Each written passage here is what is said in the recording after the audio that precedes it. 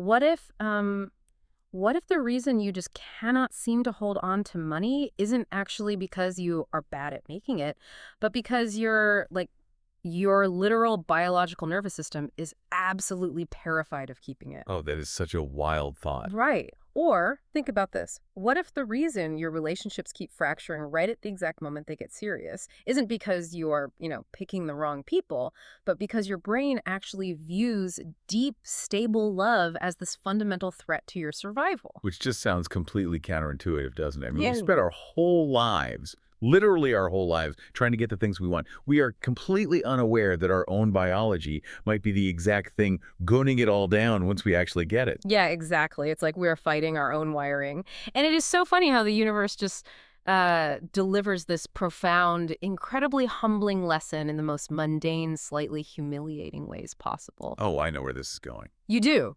Because just yesterday I had one of those moments, a moment that perfectly encapsulates exactly what we are going to, unpack today. Okay, I am always here for a story where the universe absolutely humbles you. Please, set the scene for us. Where were you? Okay, so picture this. I am at the grocery store. It is Sunday afternoon, which is already a mistake, right? Oh, rookie mistake. Sunday afternoon grocery store is chaos. Total chaos. But I have my perfect, meticulously planned list for my vegan meal prep for the week.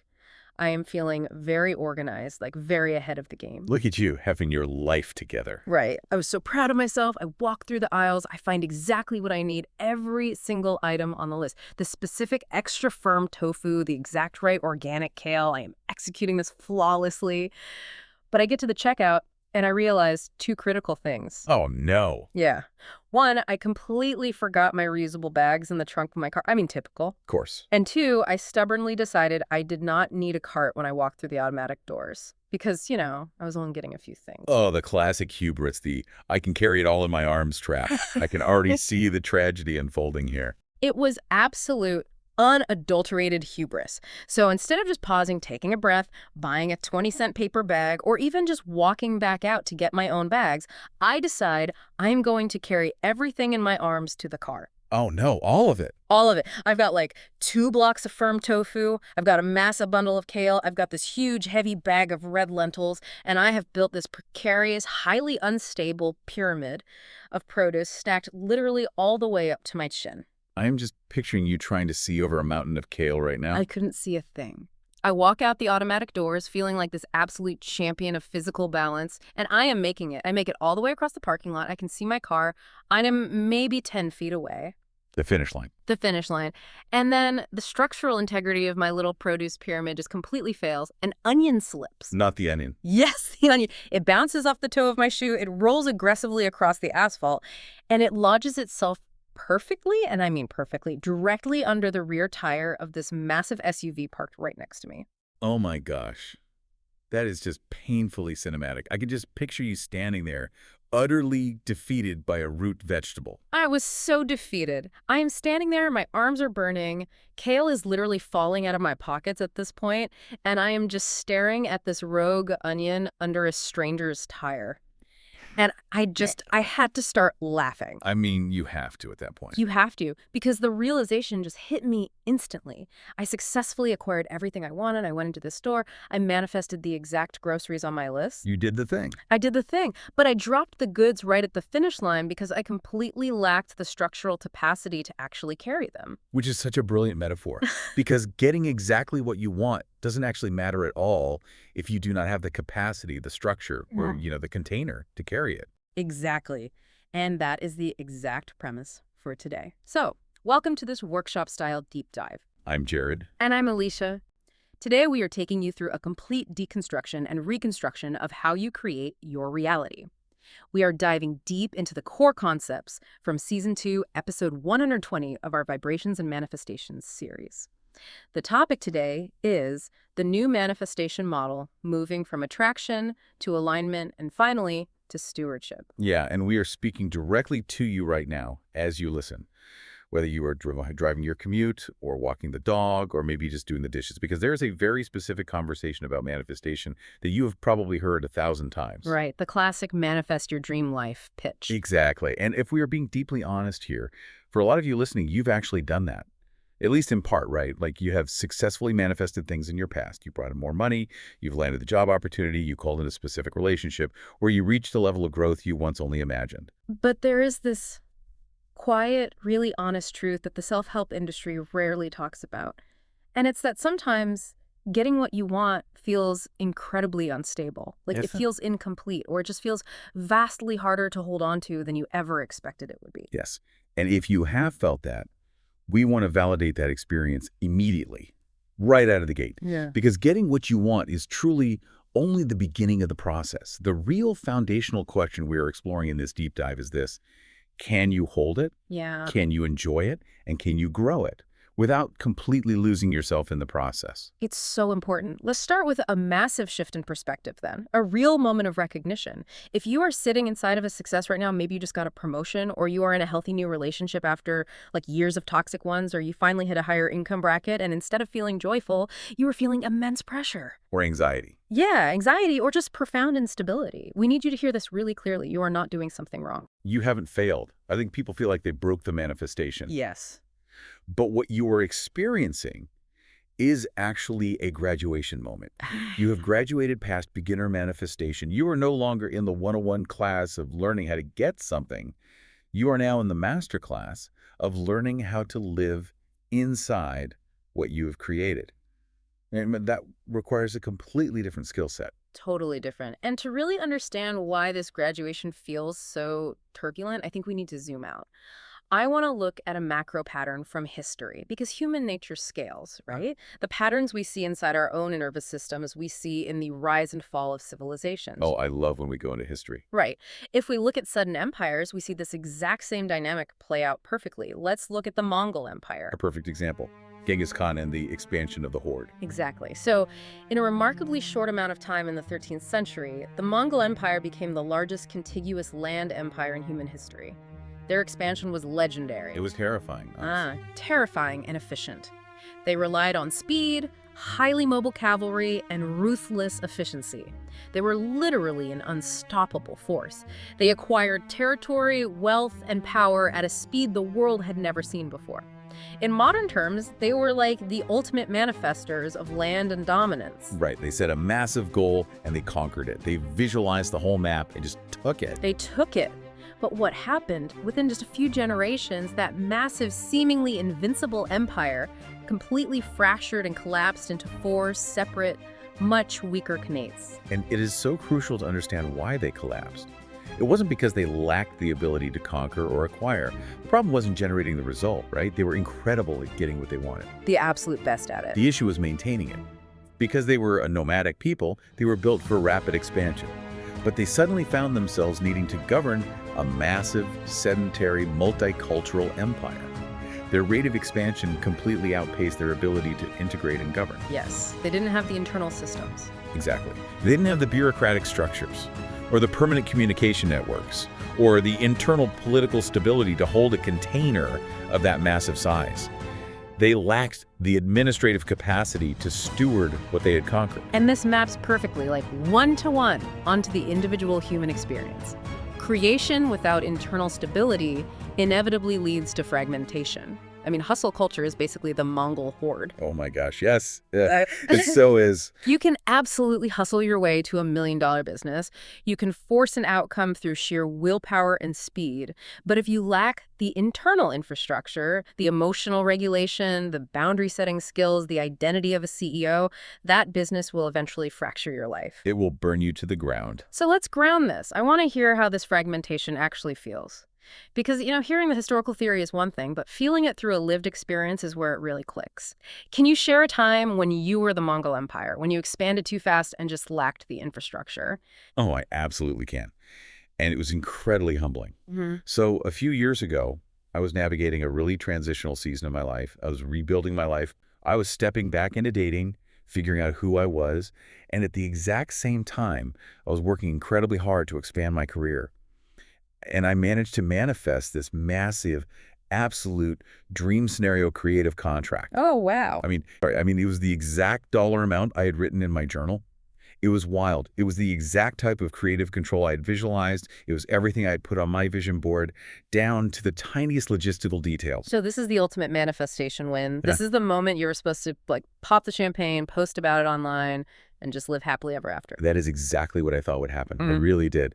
And for the first 48 hours, there was immense excitement, like incredible relief, deep validation that all this internal work I had been doing was real and it was working. The honeymoon phase. Exactly. Mm. But then, literally within weeks of actually starting the work and stepping into this new reality, an unexpected, genuinely terrifying instability crept in. Wait, okay, I have to push back on this a little bit because if you got exactly what you wanted, the exact dollar amount, the exact creative control, why was there instability?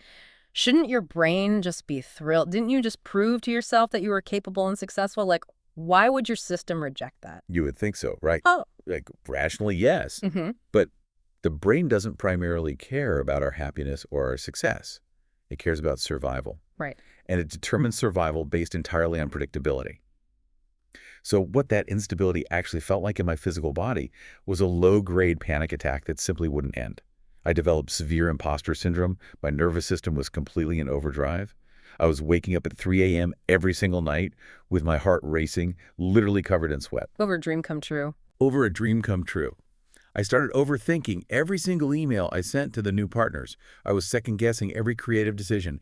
I was suddenly so terrified of losing this massive contract that I couldn't actually perform the work well. Wow. So the fear of losing the manifestation actually compromised your ability to execute it. Exactly. I felt like I was being crushed by the sheer weight and responsibility of my own dream, because suddenly the stakes were incredibly high. You know, when I was just wishing for the contract, there was no risk. It was just a fantasy. Right, it was safe. Yeah.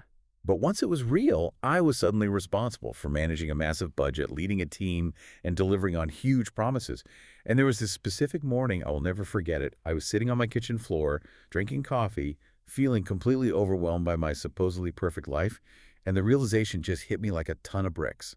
Mm-hmm. I said out loud to an empty room, I literally said, I didn't just need to get here, I needed to learn how to live here. Wow.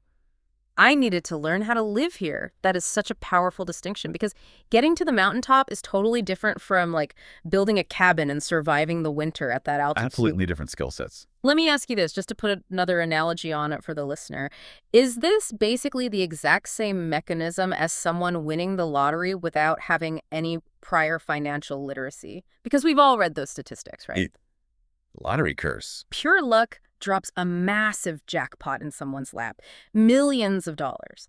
But within 3 to 5 years, a shockingly high percentage of those winners are completely bankrupt. They subconsciously burn it all down, they spend it recklessly, they make terrible investments, they give it away to toxic family members, and eventually they are right back to the exact financial baseline they recognize. Are they doing that on purpose? Well, they're not doing it consciously, obviously.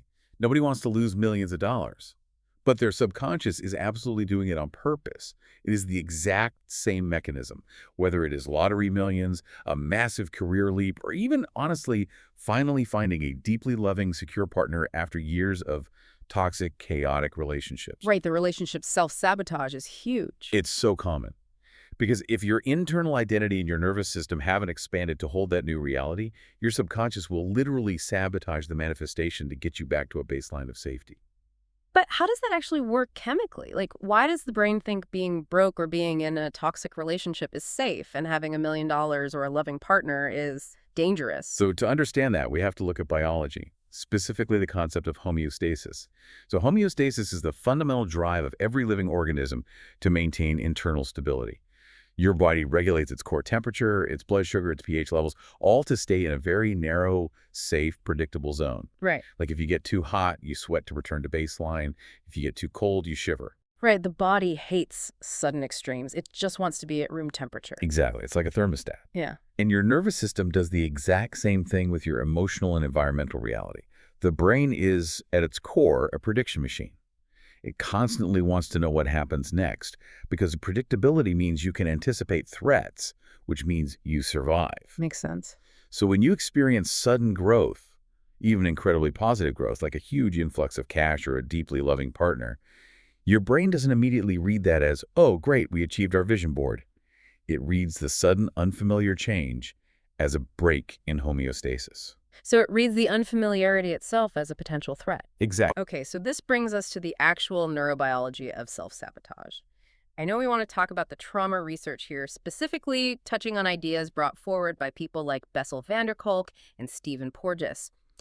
You hear the term polyvagal theory thrown around a lot in wellness spaces right now, but for those of us who aren't neuroscientists, what is actually happening in the body? How does a nerve make me ruin a job interview or pick a fight with my partner? It is so fascinating. Yeah. So the vagus nerve is this massive superhighway of information that runs from your brainstem all the way down to your face, your heart, your lungs, and down into your gut. It is constantly, endlessly scanning your environment for cues of safety or danger. Porges calls this neuroception. It's essentially your body's subconscious radar. So it's happening below conscious thought. You aren't choosing to scan the room. It's like a guard dog that never sleeps. Yes, the perfect analogy. Now, if your baseline identity for the last 10 years has been struggling artist, your vagus nerve associates the struggle, the low bank account, and the constant hustle with familiarity. And to the primitive brain, familiar equals safe. Because, hey, you've survived it so far, right? Even if the familiar is absolutely miserable. Even if it's miserable, misery you know is biologically safer than joy you don't understand. Yeah. So suddenly you get a massive gallery deal. You have hundreds of thousands of dollars. The environment is now completely unfamiliar. The vagus nerve scans this new environment, detects a massive break in predictability, and sends a massive distress signal to your brain. Red alert. Red alert. Your amygdala fires up, your sympathetic nervous system kicks in, and your body is literally flooded with cortisol and adrenaline. You literally go into fight or flight over success. Yes, you are sitting in a beautiful new office or you're lying next to a wonderful new partner, and your body physically feels like there is a tiger in the room. So what do? You unconsciously trigger behaviors that will alleviate that immense physiological stress. Oh, wow. So you spend the money impulsively because managing wealth feels overwhelming. Exactly. Or you pick a massive fight with a secure partner because the quiet intimacy feels too vulnerable and the chaotic argument feels familiar and manageable. You basically burn the reality down to get back to the baseline where your nervous system finally sighs and says, okay, I know how to survive this. That is mind-blowing. And it perfectly explains why the old model of manifestation we've all been taught is so deeply flawed. Because if we don't address that biological baseline, all the vision boards in the world won't save us. They won't do a thing. Let's deconstruct that old model then. Yeah. What is it that 99% of people are doing right now when they try to change their lives? Well, the old model is highly linear. It generally goes like this. Think positive thoughts, visualize what you want, attract it into your life, and receive it. Think, visualize, attract, receive. And to be fair, I want to clarify, we aren't saying this doesn't work. Focusing your attention on a goal and visualizing the outcome absolutely changes your reticular activating system. Like, it helps you spot opportunities. It does help you generate the initial result. Oh, it absolutely does. Yeah. You can use sheer willpower and focus to draw an opportunity to you.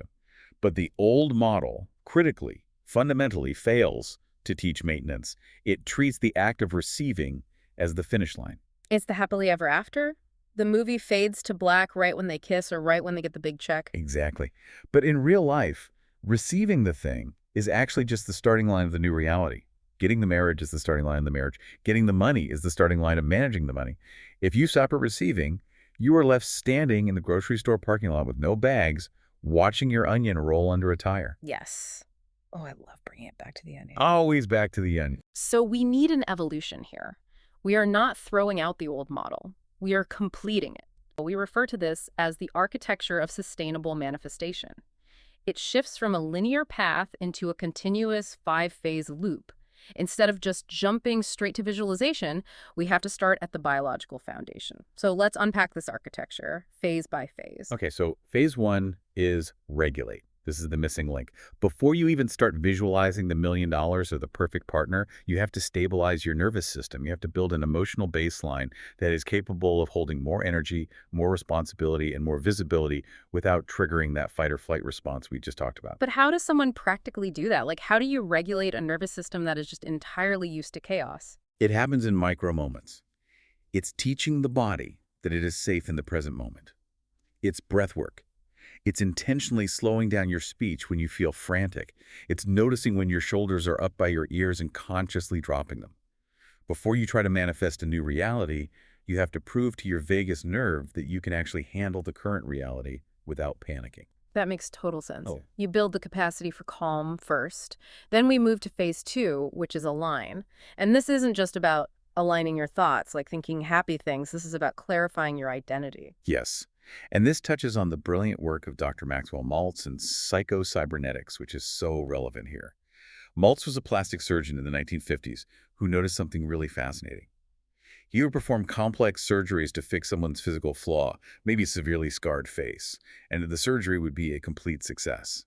But the patient would look in the mirror and still feel ugly. They would still act shy, insecure, and withdrawn. Because their internal self-image hadn't changed, even though the external reality had completely transformed. Precisely. Maltz discovered that we have this internal servo mechanism, which is basically a mental map of who we believe we are. If your internal map says, I am someone who struggles, no amount of external money or success will overdivide that. You will always steer the ship back to the internal map. So phase two, align, means you have to ask yourself, who am I becoming inside this new life? Right. It's like James Clear talks about with Atomic Habits. The true behavior change is identity change. Yes, exactly. You have to align your internal self-image with the external result you are calling in. You have to start seeing yourself as the person who naturally has the thing, rather than the person desperately trying to get it. Which naturally changes how you behave, leading us directly to phase three. Act. Now, I really want to clarify this one because the old model often promotes a frantic, desperate, hustle culture type of action, like sleep when you're dead, grind 24/7, never stop. Which completely destroys phase one regulation. Exactly. If you are grinding 24/7, your nervous system is shot. You are operating purely on adrenaline. So what does phase three action actually look like? It is grounded, intentional movement. It is the action taken by the person who already trusts the outcome. Like if you are desperately chasing a client, you send 10 frantic emails and you come across as incredibly needy, your energy is repelling them. But if you are acting from an aligned, regulated state, you send one clear, confident proposal and you detach from the outcome. The action feels sturdy. I love that word, sturdy. It's not desperate. Which brings us to phase four, receive. And, the listener might think, well, receiving is easy, just hand me the check. But it is actually incredibly difficult for most people. It is the hardest part for many. Think about how people react to a simple compliment. Someone says, oh, I love your shirt. And the immediate reaction is, oh, this old thing, I got it on sale. It actually has a stain on it. We deflect. We totally deflect. We tense up. We feel guilty for even taking up space. Exactly. Phase four means actively increasing your capacity to hold the success, hold the compliment, the money, the love, without deflecting it, without feeling guilty, and without waiting for the other shoe to drop. And finally, phase five, the ultimate stewardship phase, sustain. This is where you create the tangible systems, the boundaries, and the daily habits that support the new reality long term. Right. So if you manifested a massive new house, phase five is learning how to manage the property taxes, the maintenance schedule, and the cleaning. If you manifested a beautiful relationship, phase five is committing to the weekly check-ins, the active listening, and the mundane Tuesdays together. It is building the infrastructure of the empire. Regulate, align, act, receive, sustain. That completely shifts the paradigm from getting to stewarding. Now, I want to pause here. We've covered a lot of deep theory. We've looked at the history, the biology of the vagus nerve, the psychology of self-image. But understanding this intellectually is entirely different from knowing how to apply it in your actual life. It really is. So let's signal a transition here. We're going to move from theory into immediate lived experience. We are going to slow down right now and do a real-time application. We invite you, as you are listening to this deep dive, to actually run this through your own system. Yes. We want to move this out of the intellect and into the somatic physical experience. We're going to walk through an embodiment tool we call Hold What You Build. Now, obviously, if you are driving your car right now, keep your eyes on the road. Do not close your eyes. You can do this entirely as an open-eyed thought experiment. If you are walking the dog or doing dishes, just let yourself be present with what you are doing while we walk through this. Okay, step one. I want you to mentally bring to mind one active desire you currently have. Not 10 things on a vision board, just one specific goal you're actively working toward. Let it come into focus. But here is the catch, and this is where most people get it wrong. Do not picture the highlight reel. No Instagram filters here. Right? No filters. Do not picture the slow motion victory lap. If your goal is to write a best-selling book, do not picture the moment you are holding the published book on a stage with everyone clapping. I want you to picture a normal, mundane Tuesday morning inside that reality. Picture waking up. You are the best-selling author. Now what? You still have to do your chores. You have to handle the stressful emails from your publicist. You have to sit down at a blank screen to start the next book. You have to manage the responsibilities that inherently exist inside that dream. See the texture of the actual life, the heavy logistics of it, not just the shiny trophy. Exactly. Step 2. Drop your awareness into your physical body. As you hold this image of a normal, heavy Tuesday inside your dream life, scan yourself for physical data. Don't analyze it with your brain, just feel it. Does holding this image make your chest feel expansive, open, and steady, or does it make your breathing get a little shallow? Does your jaw tighten? Does your stomach clench? Does the reality of it feel pressured or a little overwhelming? I cannot emphasize enough how important this step is. Yeah. Your body does not lie. It is the ultimate truth teller. Like if your conscious brain is saying, I want to scale my business to 7 figures, but the moment you picture managing a team of 20 people, your stomach completely ties itself in knots. That is critical data. That is your vagus nerve saying, we do not have the capacity for this yet. It is the most honest feedback you will ever get. Which leads us to step 3. I want you to internally ask yourself right now, can I maintain this without stress? And again, let the body answer. Do not let your ego jump in and say, of course I can. I'm a hard worker. I can handle anything. The ego loves to do that. Oh, it loves to hijack the process. Just listen to the physical sensation. Can you maintain that level of output, that level of visibility, that level of relational depth day in and day out without burning out? And if the answer is a physical contraction, if your chest feels tight, it leads perfectly to step 4. Look at your life today. Does this massive desire actually fit into your current energy levels, your current habits, your current environment? Let's use a tangible example. Let's say you want to manifest a sprawling 10-acre off-grid homestead with goats and massive gardens. It's a beautiful dream. I've had that dream. Many times. But look at your current structure. If you currently struggle to keep one indoor pothos plant alive and you are completely physically exhausted after a standard 9-to-5 desk job, there is a massive structural gap between your current capacity and your desire. A huge gap. And recognizing that gap is not a punishment. It is not the universe telling you no. It is simply a map. It shows you exactly what skills and capacities you need to build. Which brings us to the final piece, step 5. Ask yourself this final question. Am I someone who knows how to live here? Notice the extreme nuance in that wording. I am not asking, do I deserve it? You absolutely deserve every beautiful thing you desire. I am not asking, can I eventually get it? I am asking, do I currently know how to be in it? Do I know how to be in it? Man, that requires such radical, uncomfortable honesty. It really does. And this tool is the micro practice we want to offer you to take into your week. We are essentially installing a new software filter in your operating system. From now on, before you reach for something new, before you set a massive new goal or try to force a manifestation to happen, pause and ask yourself, am I ready to hold this or am I just chasing it? Okay, let me play devil's advocate here for a second. What if a listener asks themselves that question? They picture the dream, they feel the tightness in their chest, and the honest, quiet answer is, not yet. What if they realize they're just blindly chasing it because society told them they should want it? What do they do? Do they just give up? If the answer is not yet, you should celebrate. Seriously, that is a massive victory. It is not a failure. It is profound clarity. Realizing not yet gives you permission to stop forcing outcomes and start building capacity. It means you get to take all the frantic, desperate energy you are spending chasing the result, and you get to redirect it into regulating your nervous system, upgrading your daily habits, and shifting your identity so that when the result does arrive, it doesn't crush you. You can actually keep it. That reframes the entire journey of personal growth. When things aren't happening on your timeline, you aren't being denied by the universe. You're in the necessary preparation phase of stewardship. You are building the foundation of the empire before you try to conquer the territory. Exactly. You're laying the bricks. Okay, this brings us to a crucial part of our deep dive. We've built the architecture, we've installed the filter, but as you start practicing this, as you try to regulate and align, you are inevitably going to encounter internal resistance. You're going to run into old programming and static. So we need to enter manifestation debug mode. Oh, I love this segment. Let's clear that static and tune into magic. It's time to debug the system. In this segment, we want to surface the hidden bugs, the subconscious limiting beliefs that corrupt the entire manifestation process. And the biggest, most pervasive hidden belief we need to debug today is this one. Once I get what I want, everything will feel better. Oh, the ultimate illusion, the classic arrival fallacy. Yes, we have to deconstruct this completely. If there is one thing you write down or remember from this entire deep dive, let it be this.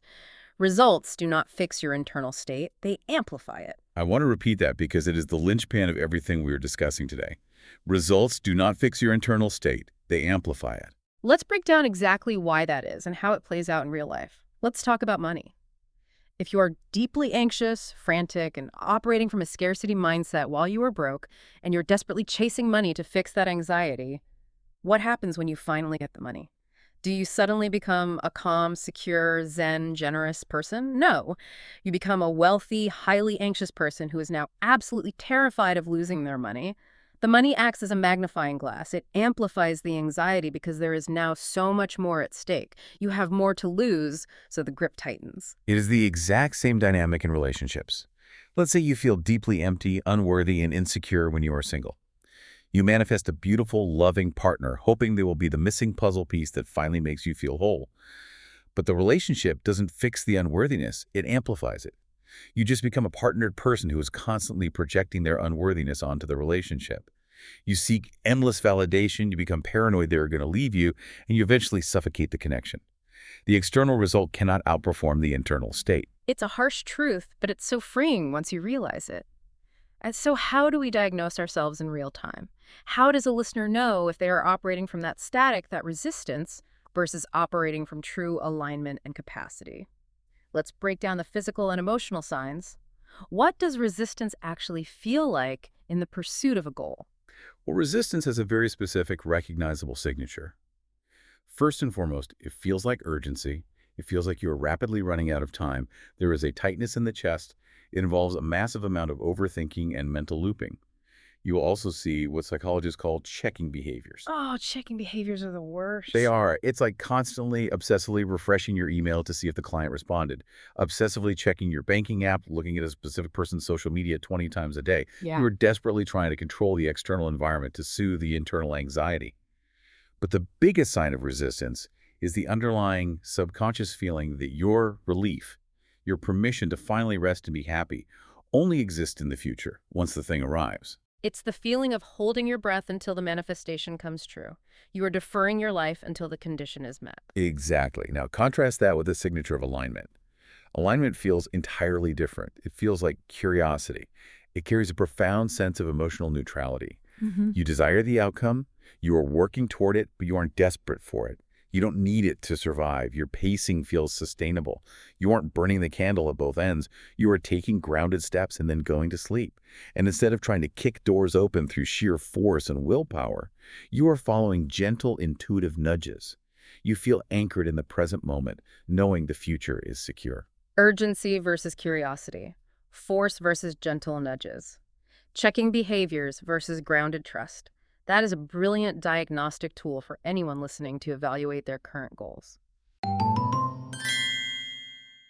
So as we move through this, we want to offer some reflection prompts. You do not have to answer these right this second, but carry them with you today. Let them marinate in your mind while you go about your day. Okay, prompt number 1. Look back at the history of your life. What have you already manifested that currently feels stable and easy to hold? And what have you manifested that feels unstable, heavy, or chaotic? What is the difference in your internal state between those two things? Prompt number 2. Where in your past have you successfully created or acquired something but found you simply couldn't sustain it? Maybe you lost 50 pounds on a highly restrictive diet but gained it all back. Maybe you started an intense workout routine that lasted 3 weeks. Maybe you launched a side hustle that burned you out in a month. Where did your expansion outpace your infrastructure? And prompt number 3, the most important one to guide your future. What kind of life do you want to maintain, not just achieve? What kind of life do you want to maintain? That changes the whole paradigm. It forces you to look past the finish line. You stop aiming for the peak of the mountain where the air is thin and you can't survive for more than an hour, and you start designing the cabin you're going to comfortably live in once you get there. Exactly. And now that we have debugged the mental software and sparked that reflection, It is time to transition from thinking about this to truly feeling it. Right. We are going to move into a guided visualization. This is where we anchor the architecture into your cells. Now, again, we are formatting this so you can do it wherever you are. You do not need to close your eyes. You do not need to be in a meditative trance. We are just going to run a powerful thought experiment to explore the life you can actually hold. So just allow yourself to be present wherever you are right now. If you are sitting, feel the weight of your body supported by the chair. If you are walking or driving, just feel the rhythm of your body, the sensation of your hands. Take a deep, slow breath in, feeling your rib cage expand. And release it slowly, intentionally dropping your shoulders, letting go of that subtle armor we all wear. We are going to take a journey, not into a highlight reel fantasy, but into a sustainable reality. Step 1. Enter the life. I want you to step completely inside the desired reality you've been working toward, the vision you hold for your next chapter. Don't look at it on a movie screen in your mind. Step into the scene. You are there.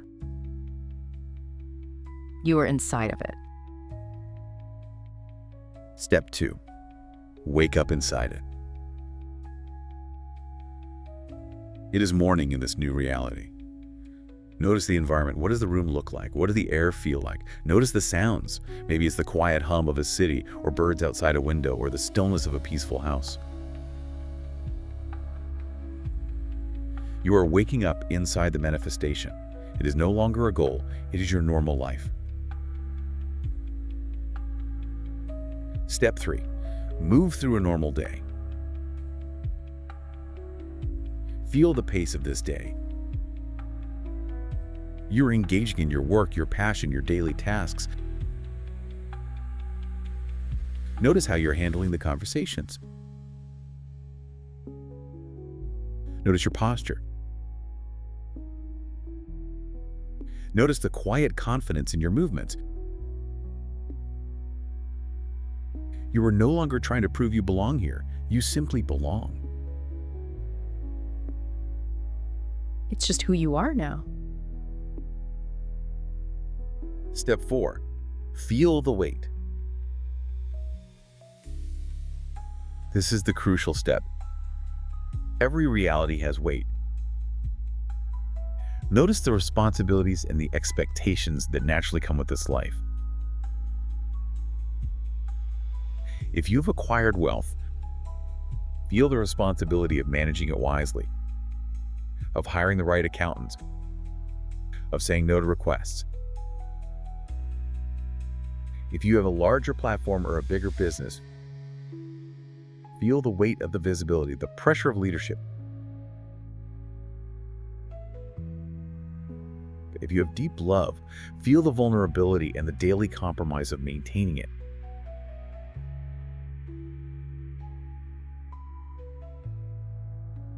Feel the structure of the life holding you. Step 5. The core question. From deep inside this vision, while feeling its actual weight and its reality, ask yourself quietly, can I live this, not just reach it? Let the answer rise from your gut. Trust whatever comes up. Step 6. Adjust into alignment. This is where you take your power back. If the vision you stepped into feels a little too rushed, a little too heavy, or creates tension in your chest, you have the absolute power to change it right now. Adjust the dream. If the pace feels frantic, mentally slow the vision down. If the scale feels overwhelming, soften the edges. If you pictured running a massive global corporation and it made you want to throw up, shrink the corporation into a highly profitable, calm boutique business with a team of 3.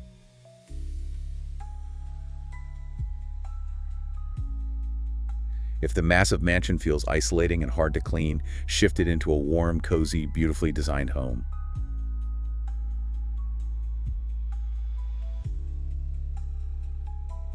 Adjust the reality until your nervous system sighs in relief.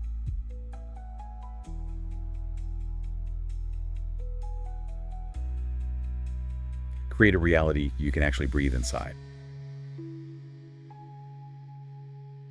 So beautifully said. Step 7. Install the feeling. Once you find that sweet spot, that vision that feels expansive but also incredibly sturdy, manageable, and safe, anchor that feeling into your body. Memorize the sensation of space, of steadiness, of quiet confidence.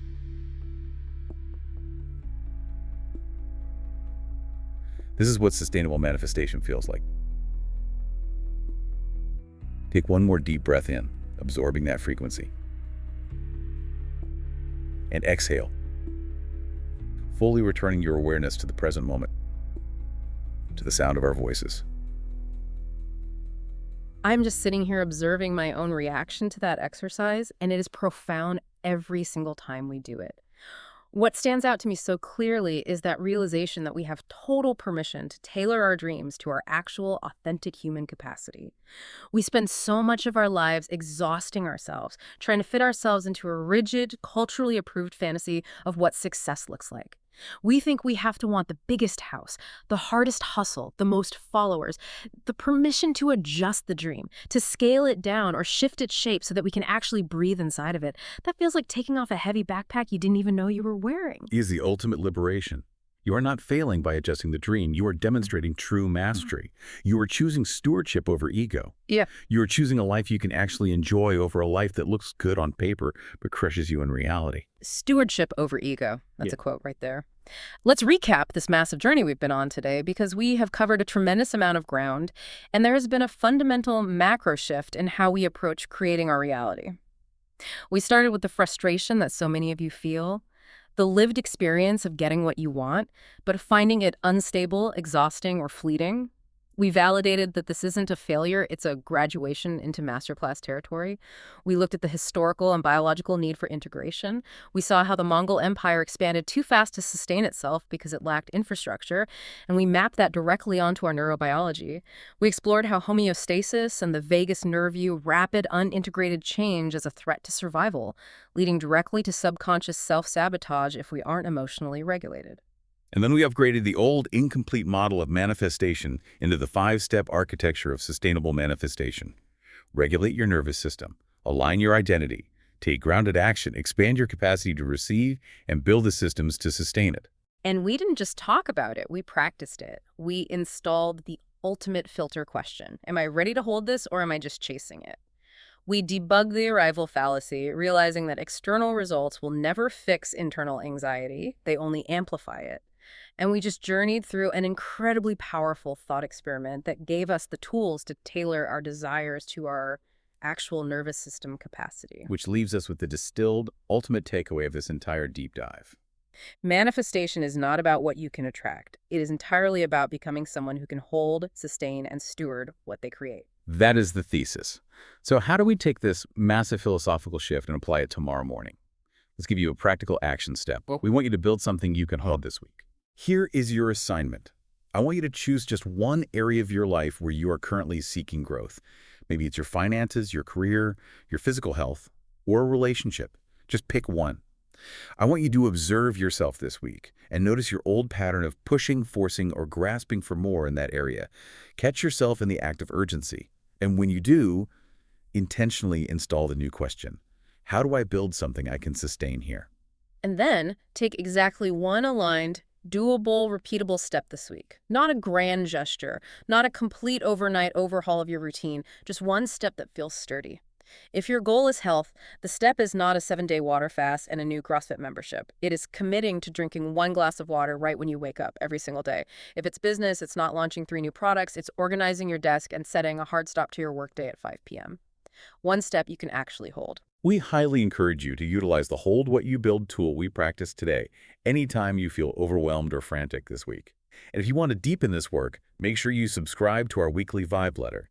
We will be sending out expanded journaling prompts based on today's debug mode questions, specifically diving into where you might be confusing urgency for alignment. You can also visit our YouTube channel. We have explainer videos that break down the neuroscience of homeostasis and the vagus nerve that we talked about today with visual aids.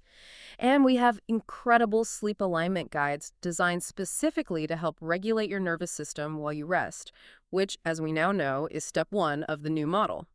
Before we sign off, we want to leave you with a final thought, something provocative to chew on as you navigate the rest of your week. Yes, here is a brand new concept to consider. Look around at your current life right now. Think about the parts of your life that feel frustratingly stuck. The goals that seem blocked, the manifestations that seem delayed, the promotions that aren't happening. What if those parts of your life aren't actually stuck because you were doing something wrong? What if your delays are actually your nervous system successfully protecting you from a manifestation you aren't quite sturdy enough to hold yet? What if your biological defense mechanisms are doing their job perfectly, giving you the exact time you desperately need to build the capacity to steward the dream? What a beautiful, profoundly compassionate reframe. It changes the delay from a punishment into a divine pause for preparation.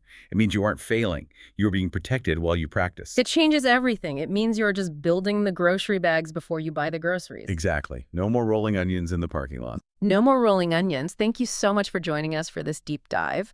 Walking this path with you, deconstructing these complex concepts, and finding the practical, grounded magic inside them is always the highlight of our week. It truly is. Remember, if things feel slow right now, or if you are in that quiet building phase, you are not behind. You are exactly where you are meant to be, doing the exact structural work required to hold the beautiful things coming to you.